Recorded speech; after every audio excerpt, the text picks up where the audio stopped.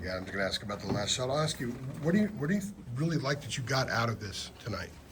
Well, I mean, I think there's a number of things that I liked out of this. Obviously, on and off the court. Off the court, having the rhythm and routine of going on the road, traveling, playing, hotels, meetings, shoot-arounds, film, all those things in preparation for the upcoming season, and then playing a quality opponent as BYU, and just being able to clearly, identify things that we're doing well and things that we need to get better at.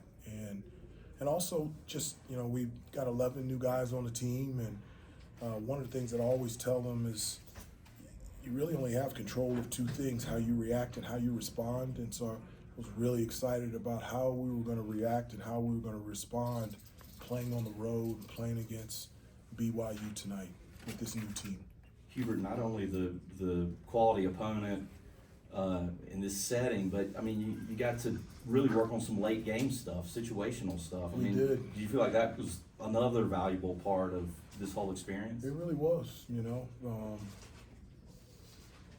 just can't get that in practice, Yeah. and so what we got today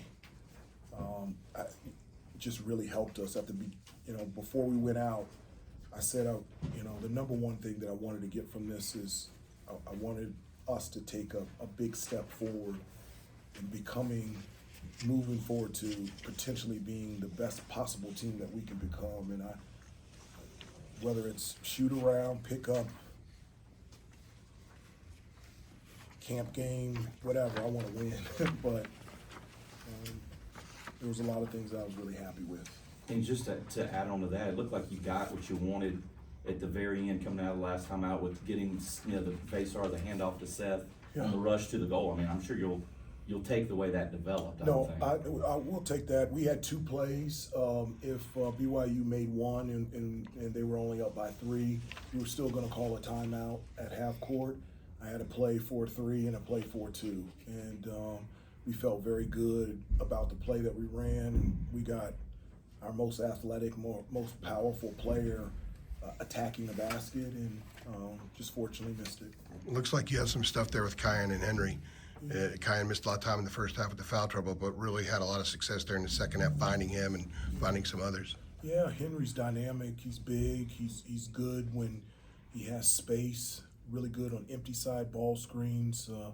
We called a couple plays to get him on the roll, on the run to the basket, and he has the ability to be able to finish with either hand. And he can really shoot from 3. He didn't hit a 3 tonight, but we felt like the way that BYU was playing ball screens with the 5, that we would have some opportunities to get Henry with some momentum going towards the rim. Obviously, Caleb brought you a lot of different statistical categories, but what impressed you the most about his game? It's just, it's not just about his game. It's every day. Obviously he's very gifted, but he's a great kid and a great teammate, and his competitiveness, just a joy to coach and to be around. I was, in terms of reacting and responding, I thought he did a really nice job tonight. And you could see some of that too, right? You were some of the plays, like a block in the first half, I think, to get the shot clock violation, and some of the finishes. I mean, you could see it in this setting, I think. Yeah, I didn't teach him that. Those are things that he's 6'11", athletic, and be able to finish. And we were able to call some sets to be able to get him in space, to be able to make those moves and buckets. And so we've got to grow. We've got to get better. I've got to get better. And we're looking forward to getting back home and then getting back to practice on Sunday. A lot of the talk from the players and even you, even the other day, about how competitive things have been. Even going back to the summer when they had open gym. Did you see that competitiveness tonight? And were there moments where you kind of thought, hey, this is an exhibition game, but it feels like this is a game in late February or March? No, it felt real, and in the huddles it was pretty animated, which I like. And it goes back to the react and respond. I felt like every time it felt like BYU was going to go on a run, we stopped it. and we either caught back up or took the lead. And that was something that, another thing that I was happy with. Your turnovers were an issue, particularly in the first half. No, What do you they were think an you issue. did with that? They were an issue the whole game. You know, one of the things I take this from Coach Williams. He always says that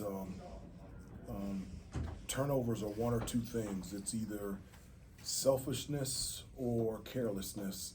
With this group, it is never, ever selfish, but it was just careless. You know, you guys have been in practice. I always say 2-hand passes, 2-hand catches, be fundamentally sound, simple works, make routine plays routinely, and a lot of it, I can't wait to watch a film. I think a lot of them are 1-hand passes, 1-hand catches, you know, shot fake, pass fake. I mean, just basic fundamental things. And I think a little bit in the first half, it reminded me, and I told them this in the huddle, of like the first 2 weeks of practice where everybody's just running around so fast, and I felt like we just needed to settle in. But the turnovers were, I think, the number one determining factor. 19 turnovers, and they scored 16 points off those turnovers, and we lost by 2.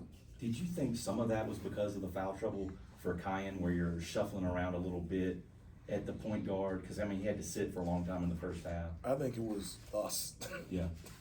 Everyone. Did you try to push the pace in the second half? Seems like first 10 minutes, you got a lot of transition buckets. We got a lot of transition buckets in the second half because we rebounded better. We can't run unless we rebound. And so we started rebounding better, and that allowed us to get out in transition and run. So for us, the pace that we want to play on the offensive end, I've clearly identified with this group. It all ties back to defense, and it all ties back to rebounding. You check the box on defending and rebounding, then now we can run.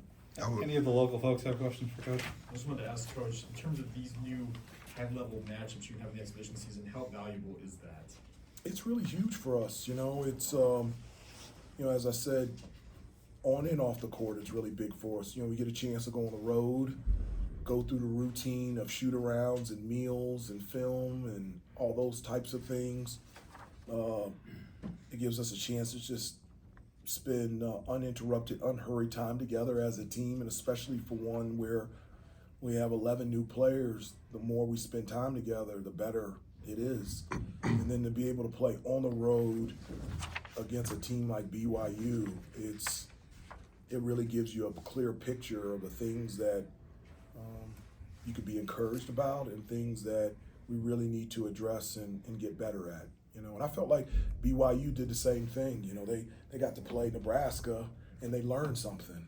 And then when they came in here, they grew. And so my hope is that next week in our exhibition game, we've taken steps forward in our growth as well. Last one, AJ. Going back to the rebounding and transition, I would imagine Kyan and Seth in transition out there together is something you want to see a lot of.